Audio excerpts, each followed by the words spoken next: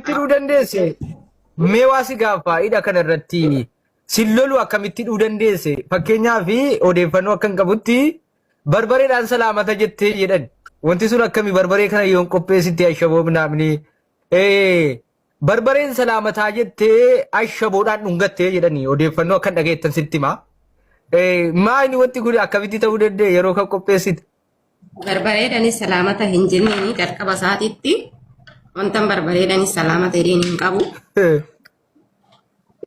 Barbareen bakkuma salaamata jedheen qaba. Kaza hiniini lamu annan idee madaamin xiyyeeyinas faraarraateen sodaachiste. Jechuun tarkaanfuma jalqabaanii ta'anii isuma normaalii jiru. Laa isuma normaalii yeroo miti erga dubbiin baxabbaxamee ani olaasee gadaasee jedha malee isuma normaalii yeroo miti.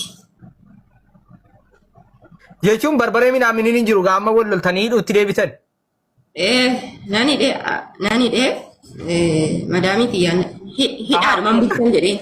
Hidhichisi namaaf agalu hidhichisi isa kana miti hidhachi akkas miti kunoo hidhichisa kana miti. Hidhichisuma kana laa nani hidhaadhuma sa'aatiin deebitama sa'a tokko wayi ta'eera halkan keessaa sa'a tokko wayi ta'eera. Azaan hidhaadhumaan bulcha malee wanta keessi halkanii darbe. Nani dhaan jedheeni hin hidhamee. Ini dame mucaan jaartii. Gaafa siitanu nani rabbashine isin rabbashine jechuun humnaan. Yaa wanta humnaanis nu rabbashe tokko jiru sababni isaa harka keenya keessa jira kaa wanta baay'eetu fuuldura isaa jira wanti ittiin as faraarraamuusi waa baay'eetu jira bakka akkana jedhu hin qabu harka keenya jira waan ta'e jenna. Fuuldura isaa guraadee bilaabni fuuldura isaa guraadee bilaabni jira basagalee beekaaleen. Aywa. Naajjeesi jedhe dhugaa waaqa naajjeesi jennaan abadan hin jedheen maala mana namaa keessatti si jeesu hin jedheen wanta ani si ajjeesus hin qabu jedhee hin hidhame nan hidhe har'a yoo lalaalturreen korree dubartii fakkaachuu dandeechi laa abadan harka dubartii fakkaachuu dandeessi garuu akkasii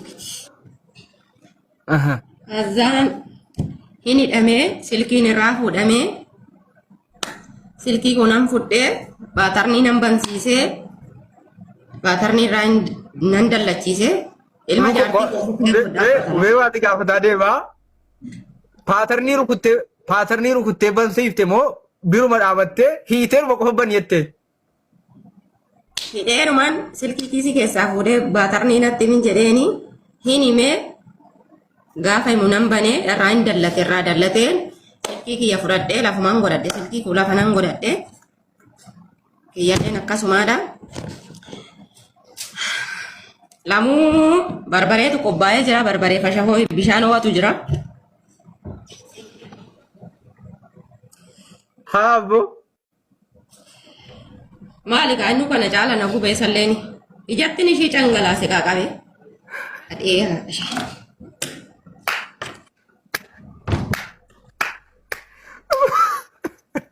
barbaree fashaboo moo? Barbaree fashaboo bishaan ho'a daffisee jechuudha ho'aadha bishichi labbii jechuudha akka sirriitti itti yaanii itti dhaga'amu. Taa dhaga'amu sirriitti gubaan namaa. Odeeffannoo kana qoy mee asirratti waan si gaafa barbaree fi ashaboon akka humna dhabsiisu akka jechuun odeeffannoo kana dura qabda moo akkamitti wanti kun dhiibbaa geessisuu danda'a nama kana adochuu danda'a itti yaadde. Waan kan. Jechuun ani ofumaa kiyyaa fayyade waan hundaa gaafan godhu namaan mari'adde yookaan namaan haasa'e osoo hin taane ofumaa kiyyaa mari'adde waan godhu tokko keessatti nan mari'adda maaliif jireenyaan kalee jiraaddes ofumaa kiyyaa mari'addee tanani malee namaan mari'addeeti miti kan kaleessas jiraadde sii galee. Eeshi. Kazaan ittiin naqee.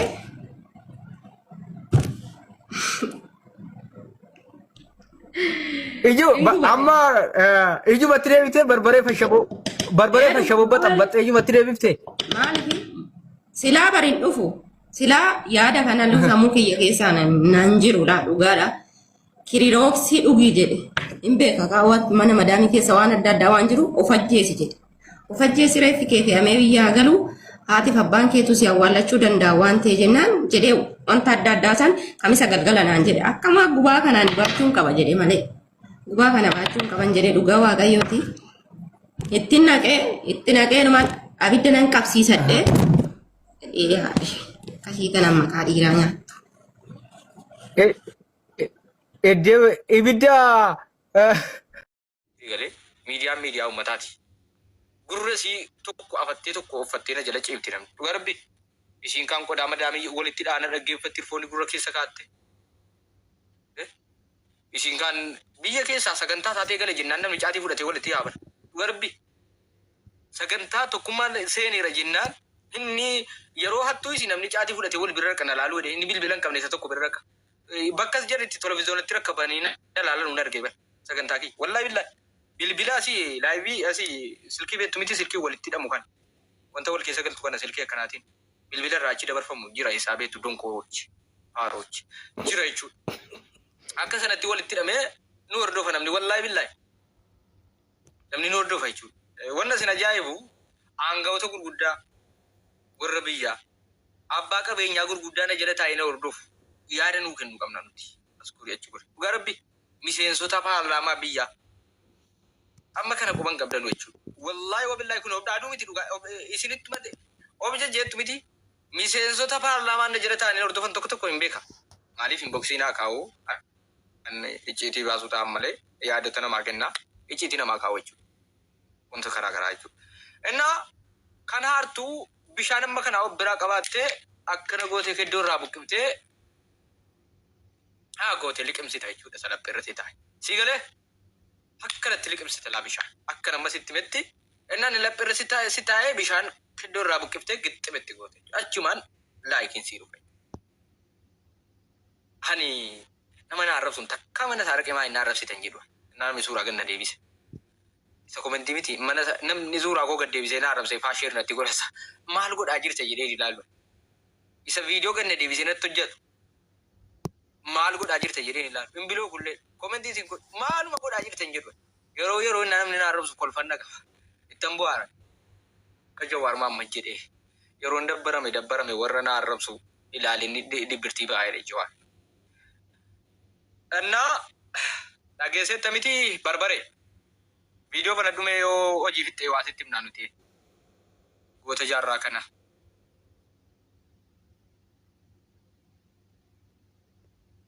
Maal jette tokke? Yoo fixatte video kana waan sitti himaa. Sila waa tokkitti naafe. Dogoggorutu laayivii kana seenii mana tokkummaatti wal argitettee. Viidiyoon taanuu yoo dhoofite.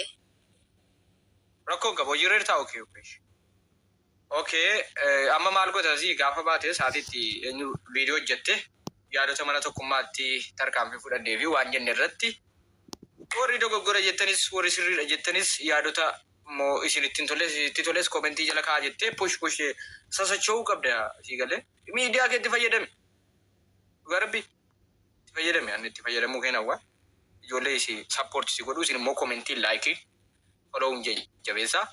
Galatoomaa foolosii baay'ee sachuuftaniittu mana 13,200 dabalamaa gootitti hidhamiti.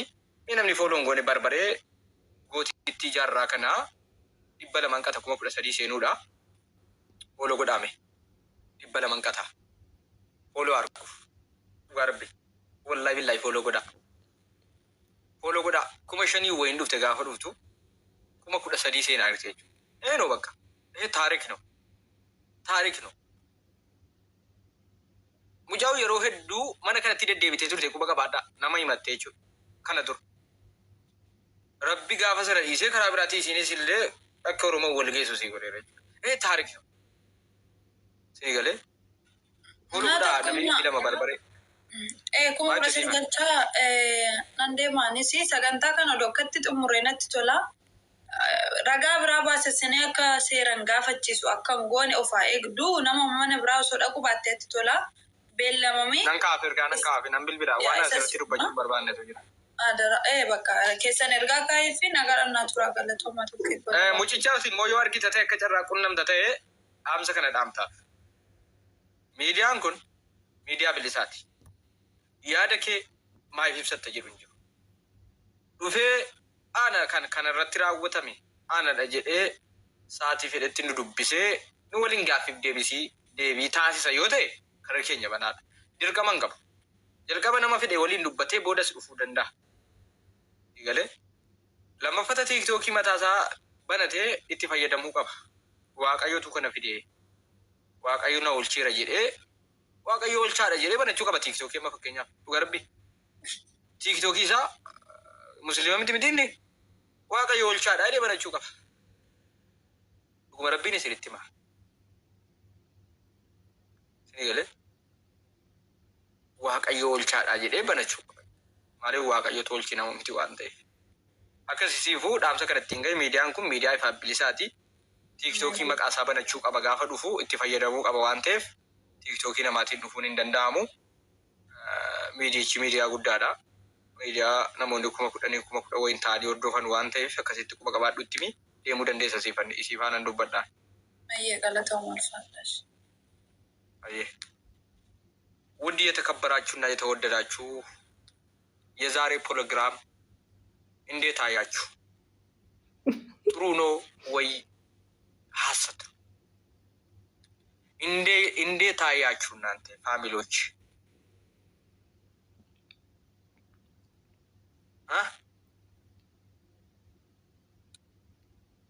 ኦኬ ማለከና ፎሎ ጎዳ ቆይ ጊፍቲ ኮቶ ሃዩቲ ከነውለ ፈዳ ሃዩቲ ኮን ኮታዩ ወላሂ ገራና ኛቴ ፎሎን ከ ኮን ለሲኩ namni natti fide yuusi maaliif buute silatti maal eenyutu si buuse La ani nama akka kanan jalaa bu'e ofumaaf hin bu'e dhugaa. Fooloo godhaa natti mul'atu fooloo godhaa. Okay barbaree.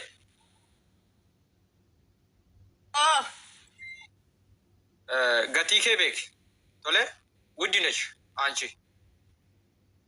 Shi galatooma. Qoftan jechuu si barbaada. Namni na arrabsaa jira ilaal. Wanna tokkittiin sitti haqaani wanna sitti osoo wantan sitti. Namni nama wayi fidee abbaa warraa keetiin aan jedhaa jira. Obboleessa kootiin aan jedhaa jira. Akkasii ajib. Argaarsa miti laa. Kana qofaan argitee nageessu jechuudha duudhaadha. Namni si bilbilee obboleessa keetiin abbaa warraa keetii siin jedha nageessu ati gurri keenya dhaga'u jedha innaa siin dhaga'e siin keessaa ba'a quban qabu. Si fayyada. Wanta jiru kun si fayyada quba qabaadha. Okay. Qoftoon jedhe hin sodaatin. Of eeggannoo godhi. Namoonni warra natti himte sana irraa of eeggadhu. Warra abbaan manaa akkasii jedhanii sababa sitti barbaadan sana dhugaa kee siin argan.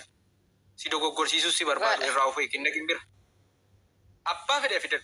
Ma abbaa faadha kee hin finne. Haqa qabda taanaan. Namni waan haqaatii fi cinqama waan ta'eef cubbuu sirra kaa'u taanaan. Hin deemin gatii kee beeki.